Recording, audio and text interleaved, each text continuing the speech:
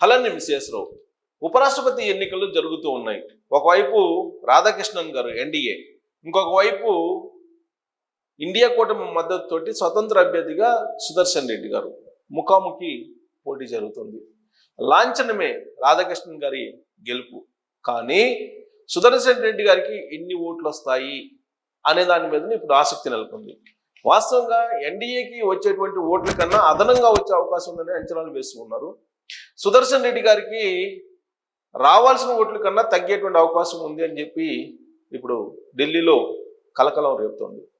ఉదయం 10 గంటల నుంచి సాయంత్రం 5 గంటల దాకా ఎన్నిక, ప్రత్యక్ష ఎన్నిక. అది డైరెక్ట్గా ఎంపీలు ఓట్లు వేస్తారు. సీక్రెట్ ఓటింగ్, బ్యాలెట్ ఓటింగ్ కూడా. నో ప్రయారిటీ ఓట్స్, డైరెక్ట్గా ఫస్ట్ ప్రయారిటీ వేయాలని చెప్పేసి అటు ఇండియా కూటమి ఇటు ఎన్డీఏ కూటమి అభ్యర్థులకు సంబంధించినటువంటి ఓటింగ్ ఎలా చేయాలనేది ట్రైనింగ్ ఇచ్చారు అటు ఎన్డీఏ ఇటు యూపీఏ వాళ్ళ అభ్యర్థులకి. అయితే ఈ క్రమంలో అసలు ఇండియా కూటమి బలపరిచినటువంటి అభ్యర్థి సుదర్శన్ రెడ్డి గారికి ఎన్ని ఓట్లు వచ్చే అవకాశం ఉంది అనే దాని మీద ఇప్పుడు ఆసక్తి నెలకొంది. ఎందుకంటే గెలుపు ఎలాగో రాధాకృష్ణన్ గారికి ఎన్డీఏ కూటమి అభ్యర్థికే వస్తుంది వాస్తవంగా. కాకపోతే ఇండియా కూటమి నుంచి ఎన్డీఏ కూటమి ఎన్ని ఓట్లను చీల్చుకోగలదు అనేది ఒక పెద్ద చర్చ జరుగుతుంది. దీంతో అసలు నెంబర్ గేమ్ ఎలా ఉండబోతుంది, ఎలా ఉంది అనేది నేను మీకు ఏది చూపిస్తాను, యాక్చువల్ ఫిగర్ వేస్తాను. దాన్ని బట్టి ఇండియా కూటమి బలపరిచినట్టు పి సుదర్శన్ రెడ్డి గారికి తగ్గేట అవకాశం ఉందా, లేదంటే యాస్టీస్గా అనుకున్న ప్రకారం వచ్చే అవకాశం ఉందా అనే దాని మీద మీరు ఒక ఒపీనియన్కి రావచ్చు.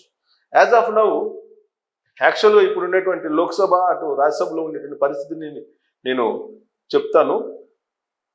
దాన్ని బట్టి ఎవరికి రావాలనేది అర్థమవుతుంది. ఇప్పుడు లోక్సభలో మొత్తం వచ్చేసి 543 మంది ఎంపీలు. దీంట్లో ఒకటి ఖాళీ ఉంది, 542 ఉన్నారు ప్రజెంట్ సభ్యులు. దీంట్లో ఎన్డీఏకి వచ్చేసి దీంట్లో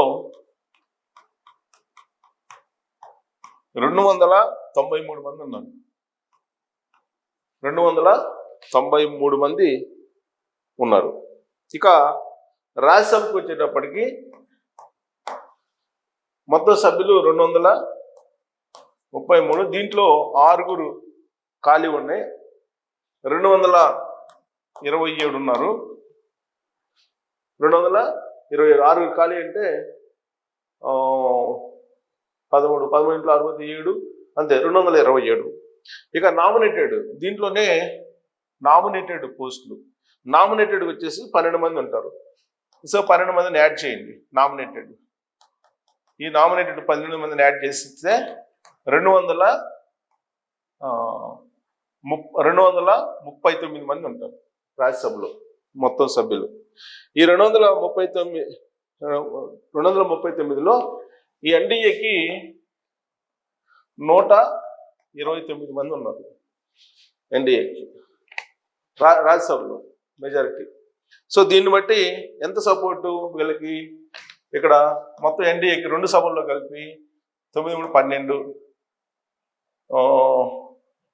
3 12 422 మంది సపోర్ట్ ఉంది. ఎవరికి? ఎన్డీఏ అభ్యర్థి రాధాకృష్ణన్ గారికి 422 మంది సపోర్ట్ ఉంది. సో ఇప్పుడు టోటల్గా లోక్సభ ప్లస్ రాజ్యసభ 2 కలిపి 542 ప్లస్ 239 వెరసి 781 మంది ఉన్నారు. వీళ్ళల్లో ఎన్డీఏకి సపోర్టు 422 మంది, అంటే 9, 7 2 పోతే 5,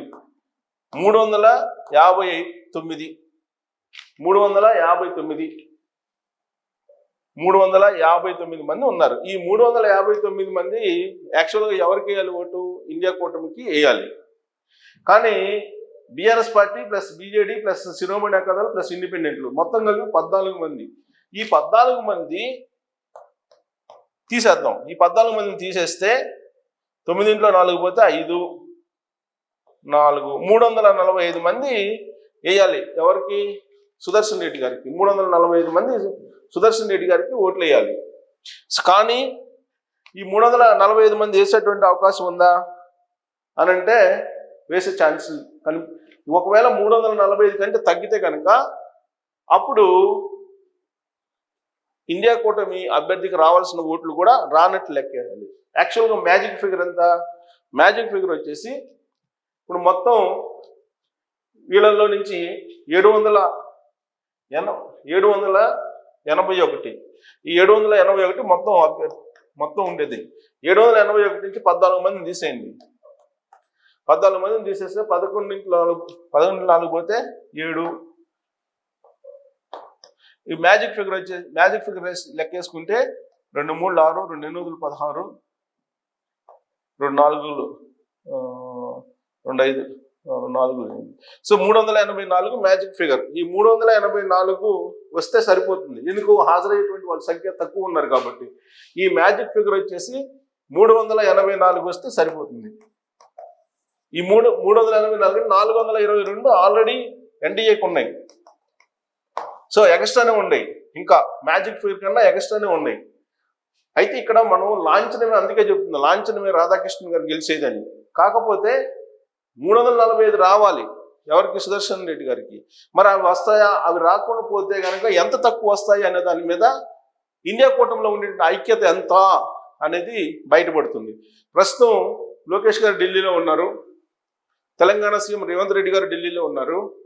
వీళ్ళిద్దరూ ఈ ఓటింగ్ని పర్యవేక్షిస్తున్నారు. ఎన్డీఏ వైపు నుంచి లోకేష్ గారు, ఇండియా కూటమి నుంచేమో రేవంత్ రెడ్డి గారు పర్యవేక్షిస్తున్నారు. సో ఇప్పుడు కనీసం ఈ ఓట్లు రాకపోతే 345 కూడా రాకపోతే సుదర్శన్ రెడ్డి గారికి ఇండియా కూటమిలో ఉండేటువంటి పార్టీల్లో కూడా ఐక్యత లేదు అనే దానికి నిదర్శనంగా కనిపిస్తుంది. సో ఇక్కడ గెలుపు ఓటముల కంటే కూడా ఈ నెంబర్స్ మీద ఎక్కువగా కాన్సన్ట్రేషన్ చేస్తున్నారు. ఈ నెంబర్స్ 345 కన్నా ఎక్కువ వస్తే తక్కువ వస్తే సుదర్శన్ రెడ్డి గారికి అనే దాని మీద, అంతకన్నా తక్కువ వస్తే కనుక అనైక్యత ఇండియా కూటమిలో అనేది బయటపడబోతుంది. రాధాకృష్ణ గారి గెలుపు మాత్రం లాంఛనమే. మెజారిటీ ఎంత అనేది మనం చూడాలి. Thank you.